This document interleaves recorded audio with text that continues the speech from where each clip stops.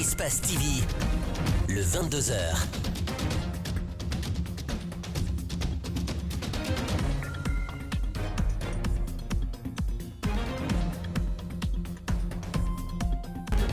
Très heureuse de vous retrouver. Bonsoir à tous et bienvenue dans cette grande édition d'information. Tout de suite, les titres.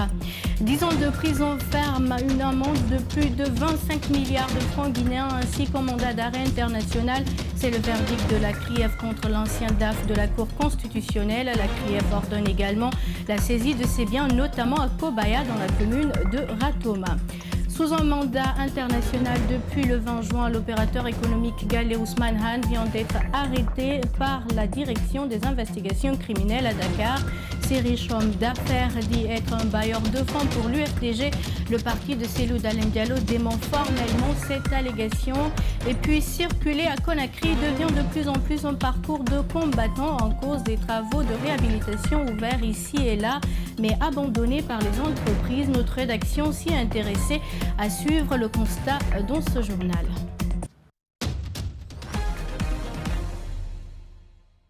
Encore une fois, bienvenue à tous. Je vous le disais à l'instant, l'ancien DAF de la Cour constitutionnelle poursuivi pour des faits de blanchiment de capitaux, de détournement de deniers publics et d'enrichissement illicite a été condamné à 10 ans de prison ferme et au paiement de plus de 25 milliards de francs guinéens. La Cour l'a aussi condamné au paiement d'une somme de 50 milliards de francs guinéens à l'État pour dommages et intérêts. Plus de précisions avec Fodé Ibrahim Bangora. Sidiki Silla n'est pas connu du grand public.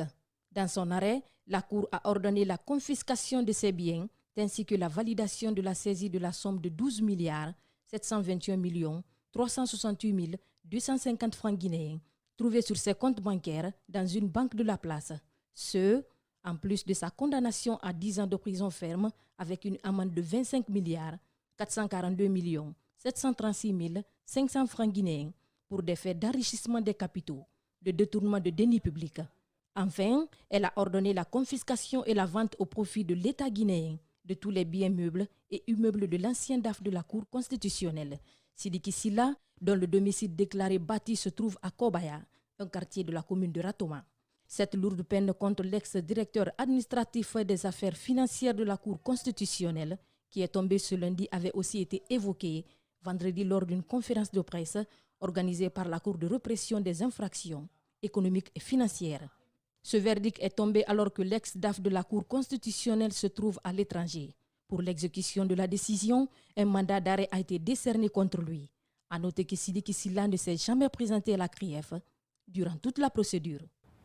Dans le même registre, la Guinée fait arrêter Gallé Ousmane Han par la direction des investigations criminelles à Dakar. Riche opérateur économique guinéen, propriétaire de plusieurs biens immobiliers en Guinée et au Sénégal, a été arrêté puis déposé à la prison de Rebus en exécution d'un mandat d'arrêt international en date du 20 juin 2022 par Abdoulaye Souma, juge du premier tribunal de Kaloum. Les détails, c'est avec Lamine Kaba.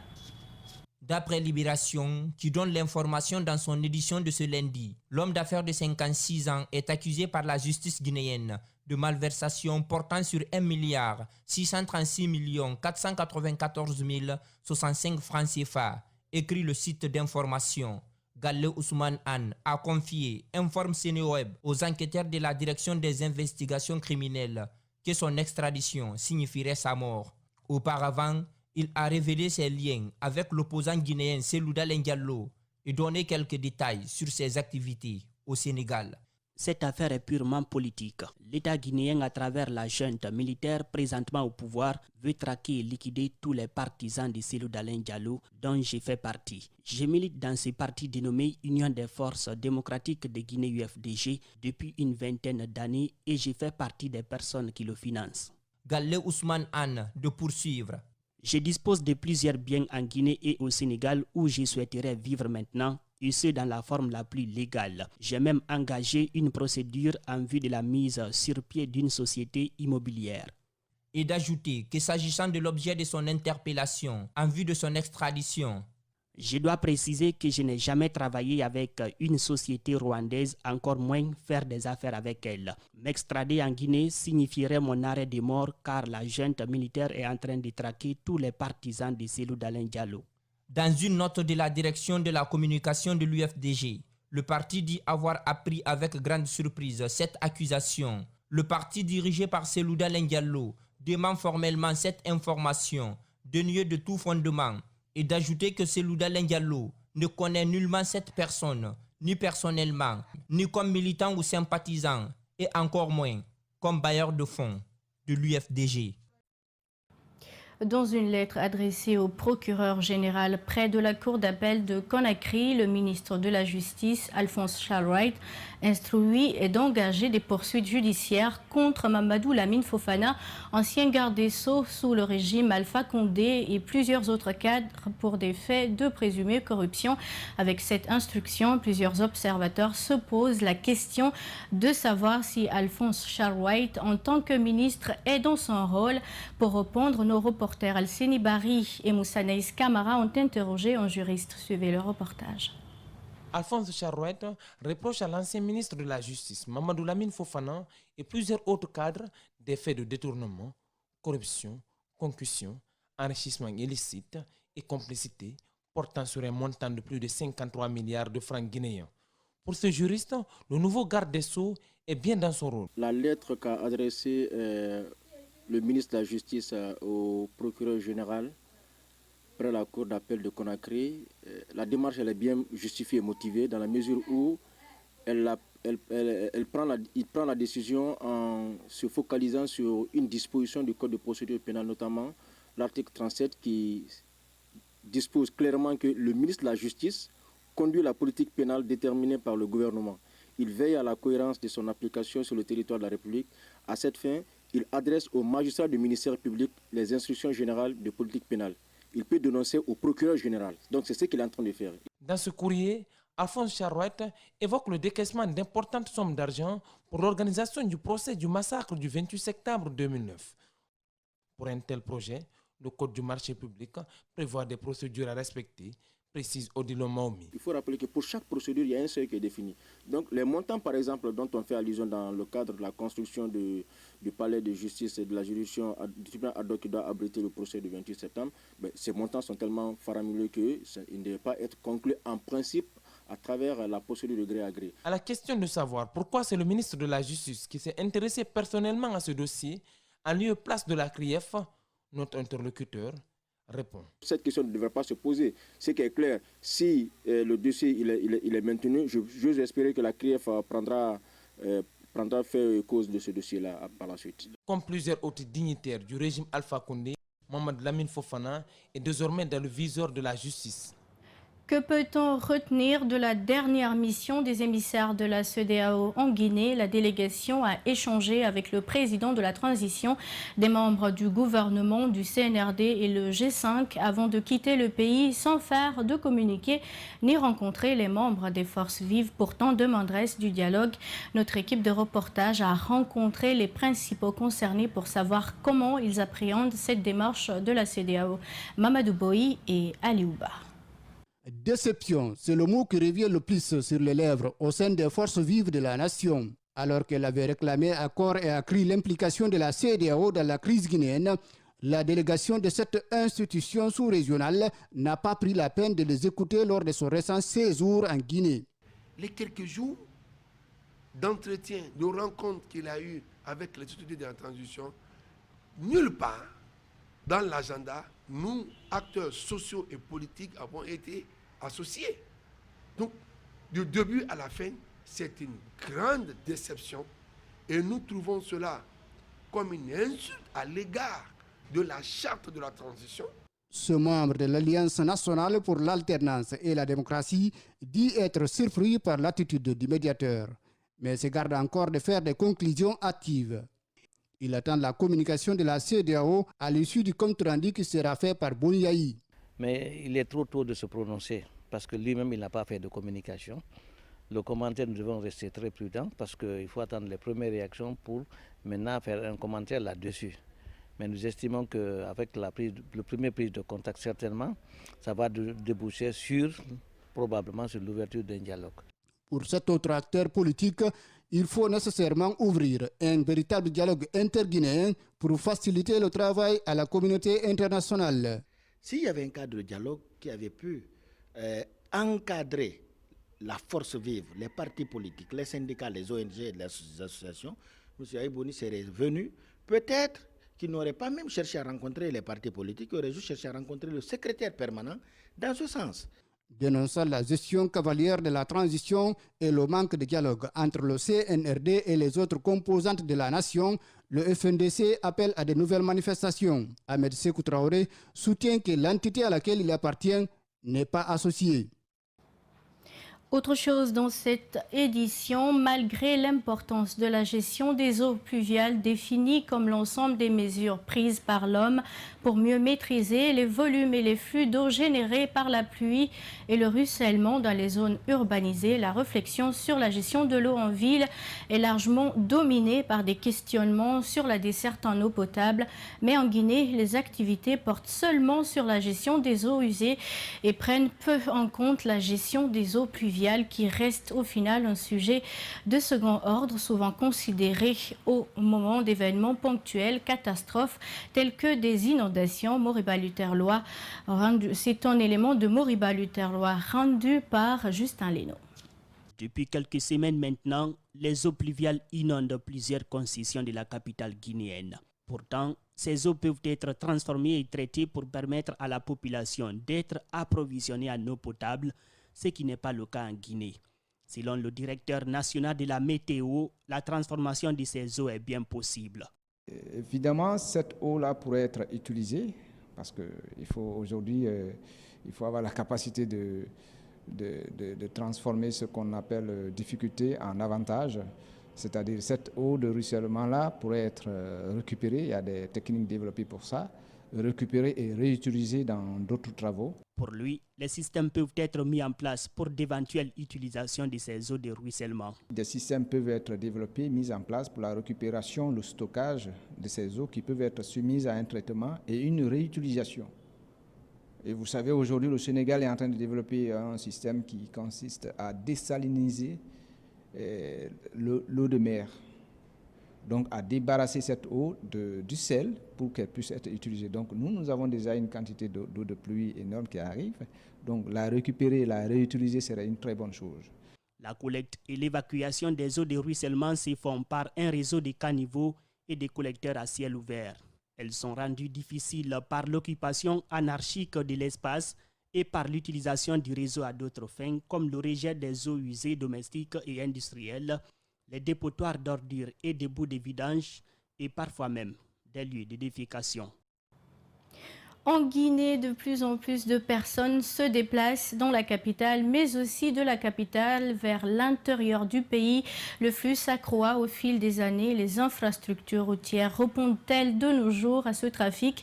Que faut-il faire pour limiter les innombrables embouteillages occasionnés par le flux? Pour répondre à cette problématique, nos reporters André Mossier-Milimono et Aboubakar Din Camara ont tendu le micro à des experts géomètres. Suivez leur reportage. Dans cette gare routière en banlieue de Conakry, des centaines de personnes partent et reviennent chaque jour ou mois. À Conakry, la circulation est encore plus dense pour des routes peu adaptées. Conséquence des embouteillages sur tous les axes. On n'a pas les dispositifs matériels ou même d'équipement qui permet, n'est-ce pas, de voir le nombre de véhicules qui passent sur un tronçon. Parce que si on avait ce dispositif, on peut faire, n'est-ce pas, une étude statistique du temps de la fluidité au temps d'embouteillage et qu'est-ce qu'il faut, n'est-ce pas, donc améliorer. Ce que nous voyons aussi de par la vétusté du schéma d'urbanisation, n'est-ce pas, de la ville de Conakry, parce que les routes, n'est-ce pas, qui sont conçues étaient conçues pour un certain durée d'années et avec un nombre de véhicules aussi qui étaient destinés. Je me pose la question, est-ce qu'ils l'ont étalé dans le temps? Refaire les infrastructures routières en adéquation avec le flux peut être une solution, mais très coûteuse, selon Ali Moudjalo, qui propose une autre alternative.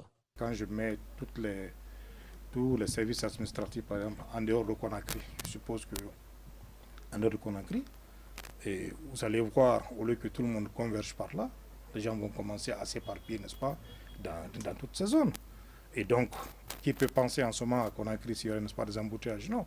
Cet autre géomètre suggère la multiplication des échangeurs, notamment au niveau des zones à forte concentration de personnes.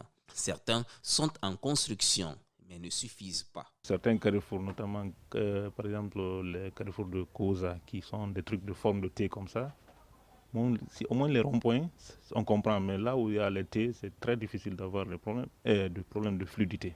La création de nouvelles villes avec des infrastructures routières résistant au mouvement d'une population croissante pourrait également résoudre le problème, conclut-il. Restons dans le même cadre pour dire que la mobilité routière est devenue un véritable casse-tête pour les citoyens de Conakry. Les travaux de bétonnage entrepris par endroits dont la capitale guinéenne tarde à prendre fin. À Sonfonia par exemple, ces travaux de réhabilitation de la route sont aux arrêts depuis quelque temps. Une situation qui occasionne d'énormes difficultés pour les usagers de la route et les riverains. C'est un reportage de Mariam Boibari rendu par Dibrilba. Sable, cailloux, malaxeurs à béton, tous les éléments sont réunis pour réaliser le bétonnage de la route de Sonfonia Marché. Mais aucun ouvrier n'est visible sur cette artère. Le travail semble abandonné. Pour éviter les embouteillages occasionnés par cette situation, ce jeune est obligé de marcher. Les travaux ont retardé. D'ailleurs, pratiquement, on ne voit rien sur le terrain. Vous voyez, à chaque fois, par exemple, moi, quand j'arrive à la T7 pour me trouver un taxi, je suis obligé de marcher 500 mètres d'abord pour trouver un taxi. Sinon, l'embouteillage qui est derrière, vraiment, c'est un calvaire que les citoyens y vivent actuellement. Une situation qui impacte aussi l'activité commerciale de cette vendeuse installée le long de cette route. Il n'y a pas de clients parce que les gens ne passent pas ici tellement comme avant. Parce que le problème de route, les gens ont peur de passer parce qu'il y a des véhicules, camions qui passent ici, remorques, donc ce n'est pas facile. Le rétrécissement de cette voie par ces travaux rend difficile la circulation à cet endroit, d'où la nécessité pour certains chauffeurs d'emprunter les routes secondaires qui sont toutes aussi dégradées. La route de déviation que nous empruntons est très dégradée, avec les embouteillages interminables sur cette voie. Les passagers nous abandonnent parfois dans nos véhicules. Les usagers de cette route invitent les autorités à faire le nécessaire afin de fluidifier la circulation. Il faut que les autorités s'activent pour rendre fonctionnelle cette route. Nous constatons qu'il n'y a pas de suivi dans l'exécution des travaux. Avec cette saison hivernale, l'arrêt des travaux sur des routes n'est pas seulement remarqué à Sonfonia. C'est aussi le cas au kilomètre 36 ou encore à Kiki. Le premier samedi de chaque mois est institué journée civique de l'assainissement général. Les populations sont invitées à participer à ces campagnes de civisme pour rendre la capitale Conakry propre. C'est tout le pays qui est concerné. Déjà, les femmes du grand marché de Madina donnent le coup d'envoi et affirment leur disponibilité aux côtés des autorités. Le maire de la commune de Matam aussi fait du combat contre les ordures son affaire personnelle. Marissa Kamara, Aboubakar Keke, Bangoura pour le reportage. Certes, l'initiative n'est pas nouvelle, mais elle marque encore des citoyens. Beaucoup s'engagent dans l'assainissement de Conakry chaque dernier samedi du mois. Le maire de Matam veut une mobilisation sans précédent des populations. Il a d'abord lancé les opérations de déguerpissement, ensuite sensibilisé les occupants des artères de route. Cette femme commerçante dénonce la gestion des déchets. Le problème d'ordures là nous fatigue beaucoup. Il y a trop de saleté en Guinée. Partout où tu passes, c'est des déchets. Les caniveaux sont remplis d'ordures. Moi, je n'arrive plus à digérer. Pour les derniers samedis, c'est une bonne nouvelle. Je vais même les accompagner dans cette logique. Sur la route du Niger, le conseil communal explique que ce sont les occupations anarchiques qui provoquent parfois des accidents de la circulation et causent des inondations. Nous avons d'abord l'appui des autorités de la police qui viendront nous aider à bien assainir le coin, c'est-à-dire le respect des poteaux, des barrières qui ont été mises. Donc c'est de vous dire que d'attirer l'attention des autorités sur la sécurité routière. Les jeunes, les chefs de quartier constituent l'espoir du maire de la commune de Matam. Il les invite à s'engager pour le civisme. Ce sont des associations de jeunesse qui aujourd'hui travaillent avec la mairie de Matam pour venir nous apporter une main-d'œuvre suffisante. Et ces jeunes aujourd'hui sont prêts à répondre à ces appels. Il faut que l'État aussi puisse accompagner de ces journées des moyens nécessaires pour pouvoir nous doter des matériels suffisants. Les journées d'assainissement mensuelles datent du régime d'Alpha Condé. Seront-elles continuelles et aussi efficaces contre les millions de tonnes d'ordures produites par jour à Conakry? Rien n'est moins sûr. Parlons santé à présent. L'atelier de graduation de la 8e cohorte Frontline du programme de formation en épidémiologie de terrain a pris fin ce week-end à Conakry. 32 agents de riposte ont été gradués. Ils viennent enrichir le tableau des 250 autres formés en épidémiologie de terrain en Guinée. La cérémonie de graduation a connu des témoignages d'espoir des autorités sanitaires. Ali Badara Kamara et Meshek Sonda Koroma.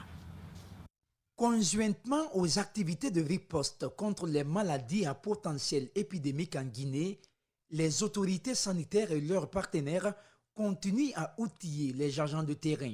Ce programme est initié par le réseau africain d'épidémiologie de terrain, inclus dans le programme de formation épidémiologie de terrain qui est à sa 6e année en Guinée.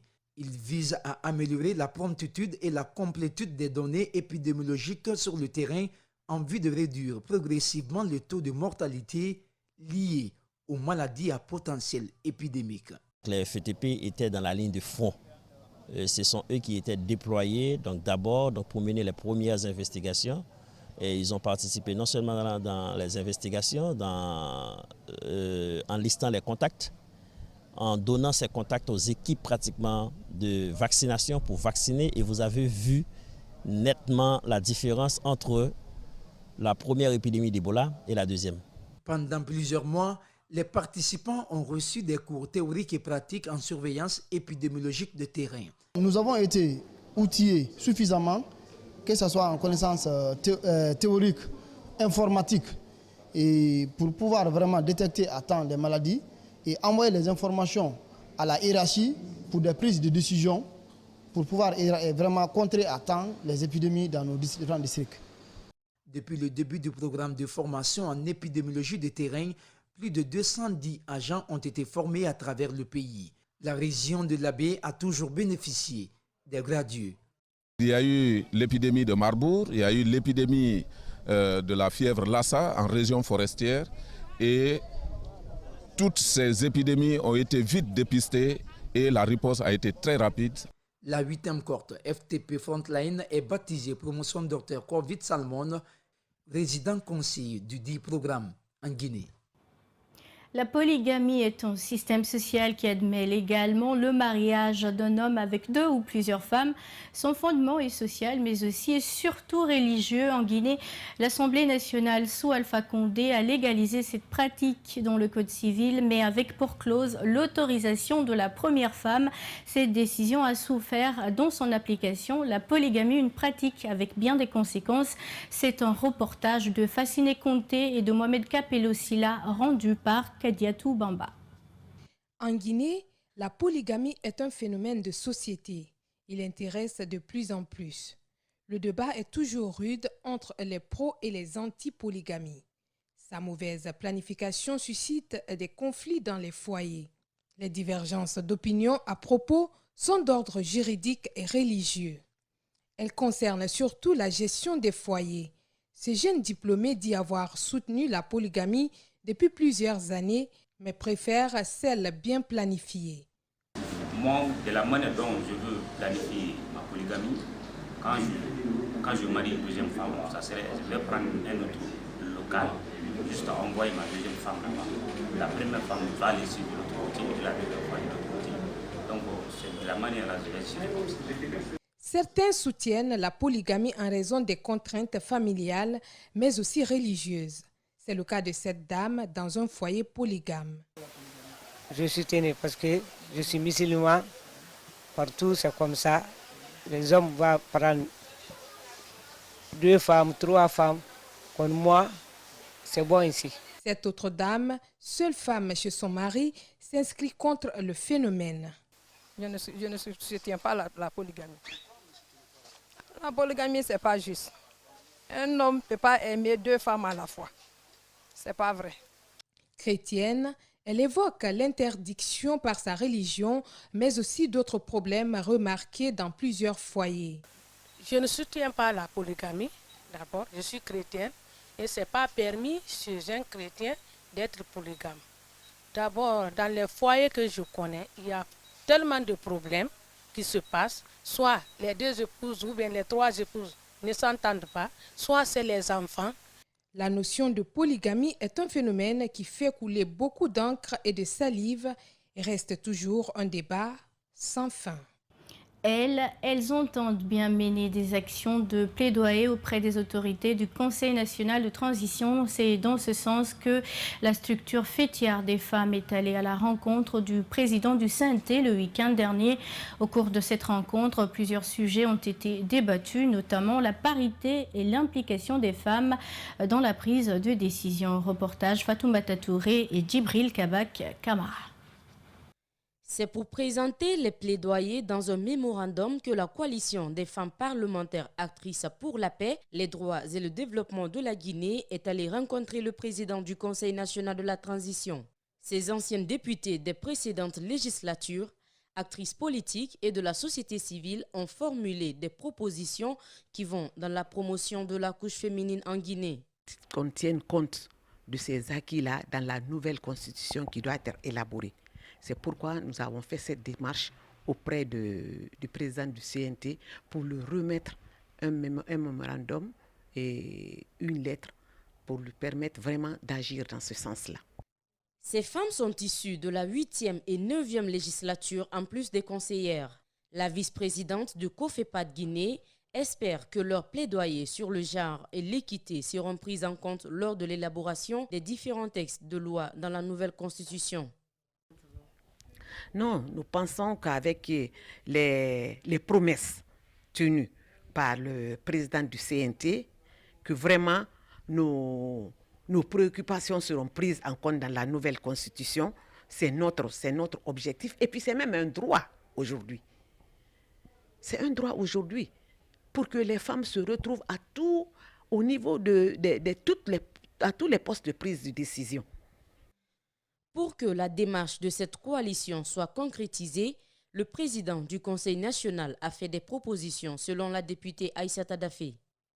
Donc, il nous a conseillé d'essayer de mettre une synergie des femmes pour qu'on ait vraiment un groupe compact venant de tous les côtés pour pouvoir faire une plateforme des femmes de Guinée qui se battent pour la même cause.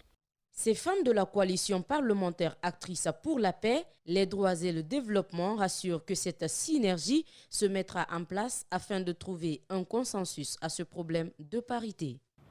Et puis le Conseil des Maliens en Guinée, qui devait renouveler son bureau exécutif le 31 juillet prochain, a décidé de le maintenir pour encore une durée de 5 ans. Cela fait suite à un consensus trouvé et entériné par le président sortant Mohamed Sidibé et son challenger Omar Barrow Traoré. Cet acte vise à harmoniser et raffermir les liens entre les Maliens vivant en Guinée tout en respectant les textes et lois qui régissent le règlement intérieur de l'organisation. Boubacar Bari. À l'unanimité, tous ont voté haut la main pour Aliou Traoré afin de prendre les rênes du Haut Conseil des Maliens vivant en Guinée. Une marque de confiance qui réjouit le candidat. Maintenant, en date d'aujourd'hui, les gens ont eu confiance en moi pour que je revienne pour récupérer encore cette gestion. Je les ai dit que je reçois les bras ouverts et je suis prêt à travailler pour la communauté. Ce vote est une marque de renouvellement de confiance à cet homme qui avait auparavant dirigé les Maliens vivant en Guinée pendant 10 ans. Et ce choix intervient dans un contexte où ses ressortissants disent faire face à plusieurs difficultés dans ce pays d'accueil. On veut qu'Aliou soit candidat parce qu'Aliou peut nous aider un peu, tous les Maliens vivant en Guinée. Nous sommes dans des problèmes, on souffre énormément. Je choisis Aliou Traoré. Bon, c'est un homme correct. Plus encore, on a fait 10 ans ensemble, on a vu comment il a traité les Maliens. Conscient de la lourdeur de la tâche, une fois réélu à cette fonction, Aliou Traoré compte prendre le taureau par les cornes. La première des choses, je vais créer la solidarité, je vais créer l'union, je vais créer la communion. Je ferai de telle sorte que les Maliens se rapprochent. Je ferai de telle sorte que les Maliens ils parlent. Il faut qu'ils se parlent. Parce qu'aujourd'hui, les Maliens sont divisés. On ne sait même plus quoi faire. La rencontre a aussi été mise à profit pour discuter des dissensions qui règnent au sein de la communauté. Des solutions idoines sont envisagées. Désormais, les Maliens de Guinée comptent se battre comme un seul homme pour accompagner leur futur président. Au même moment, c'est Aliou Traoré qui a aussi été plébiscité par ses compatriotes pour briguer la présidence du Haut Conseil des Maliens vivant en Guinée. Compte rendu de la rencontre avec Kaba Moussa et Moussa Naïs Kamara. C'est dans une ambiance festive que cette rencontre des Maliens vivant en Guinée s'est tenue ce dimanche à Conakry. Oumar Barrow Traoré, candidat au poste de président, dit avoir désisté pour mieux renforcer ses liens avec sa communauté, mais aussi apprendre auprès du président Mohamed Sidibé. Dans cette logique-là, j'ai préféré d'être derrière lui pour au moins apprendre, pour avoir de l'expérience avec lui. Comme c'est une situation malienne qui est là, donc il est malien, je suis malien, j'ai décidé de mon propre gré de le suivre, qu'il gère et que je reste derrière, qu'il soit le vice-président. Cette démarche respecte strictement les textes et lois qui gouvernent le Haut Conseil des Maliens en Guinée, précise Gausso Sissoko. L'article 7 et l'article 8 concernant le choix du président du Haut Conseil d'un pays. Quand les deux candidats se mettent dans un consensus, en cas de candidature double, un consensus peut être dégagé entre les deux candidats qui s'entendent pour faire un bureau.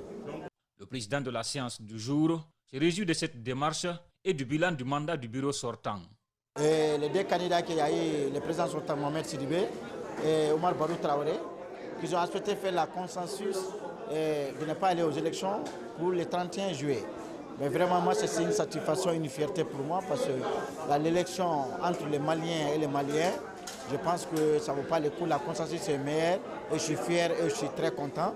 C'est donc parti pour 5 ans de continuité de mandat pour le bureau exécutif dirigé par Mohamed Sidibé, comme pour dire que la communauté malienne en Guinée porte encore confiance sur les membres qui dirigent son organisation. Et dans un instant, c'est la rubrique Publi-Reportage dans cette édition.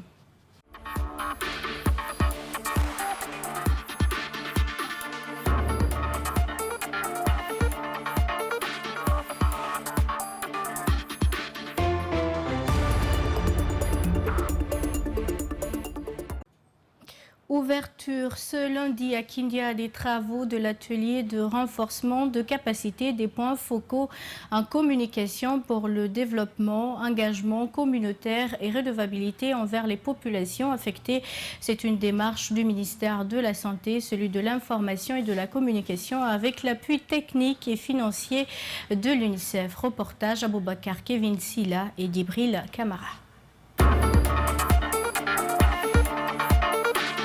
L'idée est de mobiliser une masse critique d'acteurs, de renforcer leurs capacités sur les concepts fondamentaux de la communication sociale, la conception, la planification et la mise en œuvre des interventions visant à engager les communautés pour un changement social et individuel en faveur de pratiques optimales pour le bien-être de l'enfant et de la femme. Durant ces 4 jours, nous allons échanger avec les points focaux sur comment est-ce qu'ils travaillent sur le terrain, comment est-ce qu'ils déploient leurs prestations de communication, et nous allons ensemble échanger faire une analyse sur tout ce qu'ils font. Conjointement organisé par le ministère de la Santé et de l'Hygiène publique, de l'Information et de la Communication avec l'appui technique et financier de l'UNICEF, cet atelier de renforcement de capacités regroupe des points focaux communication des directions régionales, préfectorales de la santé et autres acteurs intervenant dans le domaine. Cet atelier n'est pas seulement pour la vaccination, mais c'est pour capaciter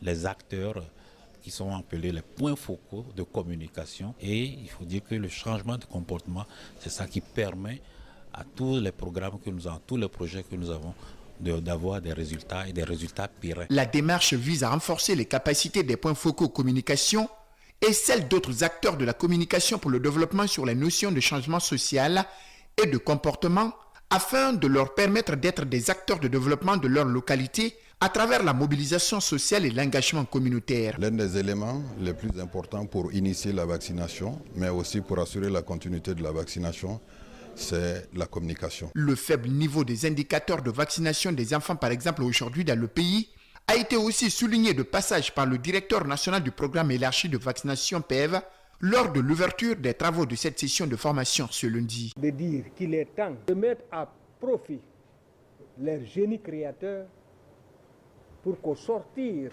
de cet atelier, qu'on puisse non seulement améliorer l'offre des services de santé, améliorer leur connaissance du processus de changement de comportement et des déterminants qui le définissent, disposer des compétences en planification et suivi des interventions de communication pour le changement social et de comportement sont entre autres quelques résultats attendus de cet atelier de renforcement de capacité qui va s'étendre sur une période de 4 jours dans la ville de Kindia.